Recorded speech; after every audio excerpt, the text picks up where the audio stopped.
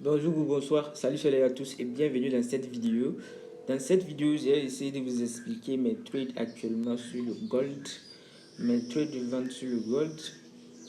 Le marché a vraiment fait un rejet, un très fort rejet sur un de mes niveaux algorithmiques qui se trouve sur l'ordinateur.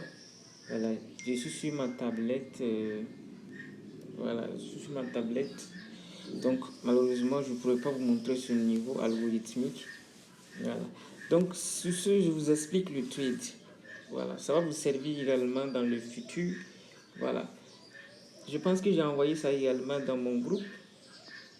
Ce que vous devez constater ici, ok, vous allez constater que le marché a fait ce genre de trucs là.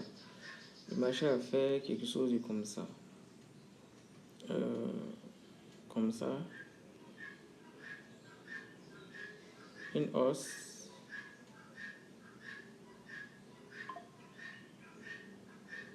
Voilà, le marché a fait quelque chose de comme ça. Ensuite, c'est descendu. Donc, c'est juste pour relater. On a eu quelque chose de comme ça. Voilà. Lorsque le marché fait ce genre de trucs là, ok, mettez en tête que le niveau de rejet qui est ici là, c'est-à-dire, je vais vous indiquer les niveaux de rejet. Pour détecter les niveaux de rejet, si vous mettez le graphique en courbe, je vais aller sur le graphique en courbe, vous allez voir. Si vous mettez le graphique en courbe, lorsque vous trouvez la figure, cette figure là, lorsque vous trouvez que le marché a formé un V comme ça, ou un A, okay, ou un A comme ça, okay. Lorsque vous constatez que le marché a formé un V ou un A comme ça, ici là, ce niveau-ci et ces niveaux-ci constituent des bons niveaux de rejet dans le futur. Ces niveaux constituent des bons niveaux de rejet dans le futur. C'est-à-dire que si le marché arrive à redescendre vers ces niveaux, c'est un niveau de rejet et c'est un niveau d'objectif également que le marché est d'autant beaucoup plus attiré par. Ensuite, ici aussi, si le marché forme ces genres de trucs avec le graphique en courbe, si vous mettez le graphique en courbe, vous allez voir ces genres de trucs. Par exemple, vous allez constater ici, voilà, on a une baisse, une hausse, c'est la lettre V. Ici, on a une hausse, une baisse, c'est la lettre A. Vous allez constater ici, si je mets une ligne ici, si je mets quelque chose de comme ça ici, vous allez constater que le marché est venu rejeter là-bas. Le marché est venu faire une mèche là-bas. Regardez, je vais mettre le graphique en truc, vous allez voir. Chandelier. Est-ce que vous voyez? Regardez les mèches que le marché a fait.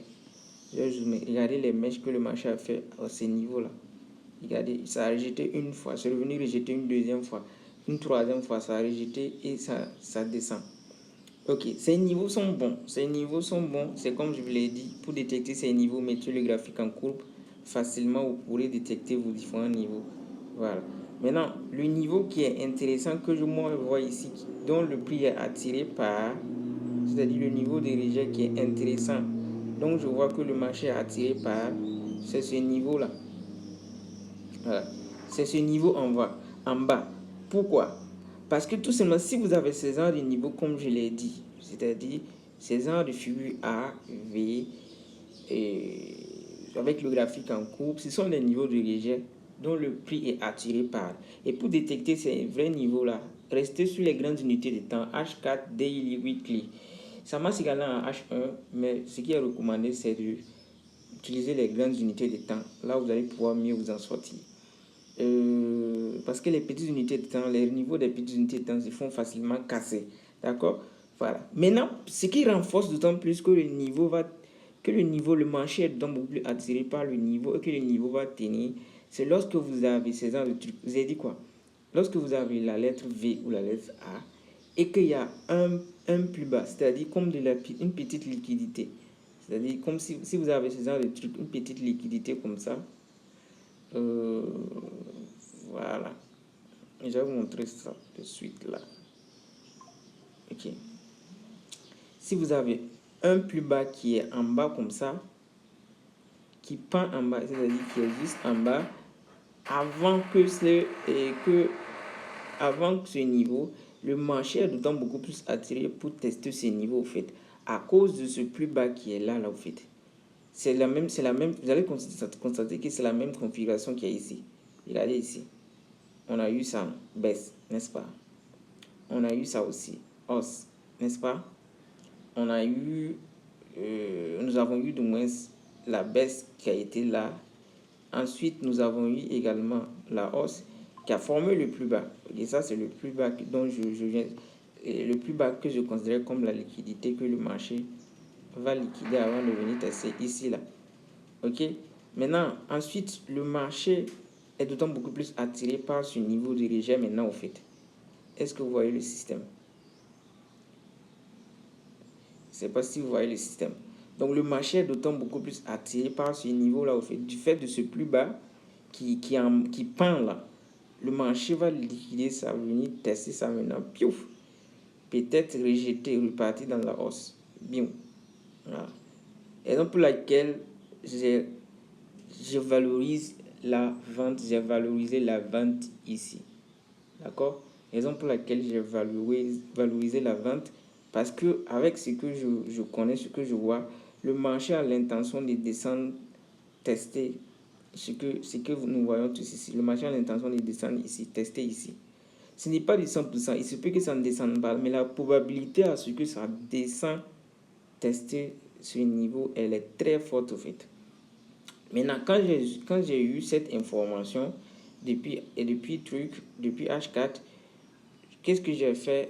Tranquillement, je suis descendu dans les petites unités de temps pour chercher des prises de liquidité pour pouvoir me placer. Également, il y avait un niveau intermédiaire. Par exemple, si je descends ici, ceux qui trouvent SMC là, bonne arrivée. Donc, par exemple, si je descends ici en M30, voire même jusqu'en M15, mes entrées du moins, c'est basé sur, vous allez voir que ici le marché a pris des equal highs. Ok, ici là, le marché a pris les equal highs. Voilà, le marché a pris des plus hauts. Voilà, c'est-à-dire le marché a liquidé le support au fait. Et la résistance du moins, le marché a liquidé la résistance en haut ici. Ok, voilà, le marché a liquidé cette résistance. Je peux mettre ça en rouge, vous allez voir peut-être, ou bien en bleu.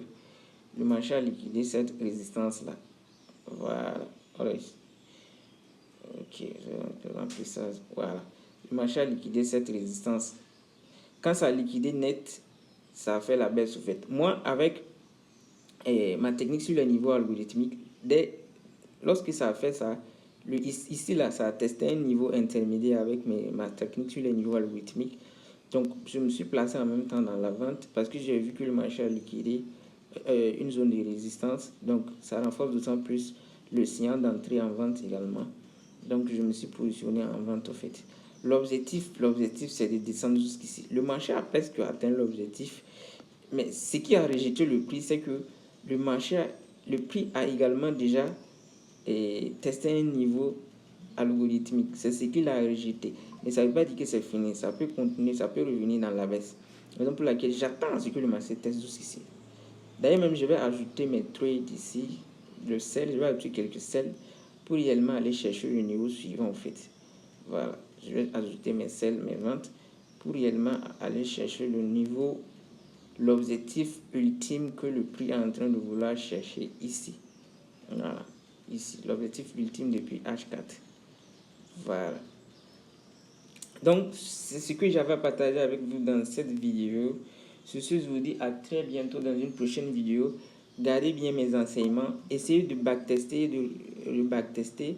Voilà, ce sont les niveaux. Si le marché arrive à tester ici aussi, c'est un niveau qui peut rejeter le prix et le prix va repartir à la hausse. Vous voyez comment ça descend. L'objectif du prix, c'est de descendre jusqu'ici. Et maintenant, si on ajoute d'autres combinaisons de mes techniques que j'utilise, les niveaux algorithmiques et autres, ça renforce d'autant plus souvent les setups, les entrées et autres. Voilà, c'est comme je l'ai dit, on se dit à très bientôt dans une prochaine vidéo les gars. Bye bye.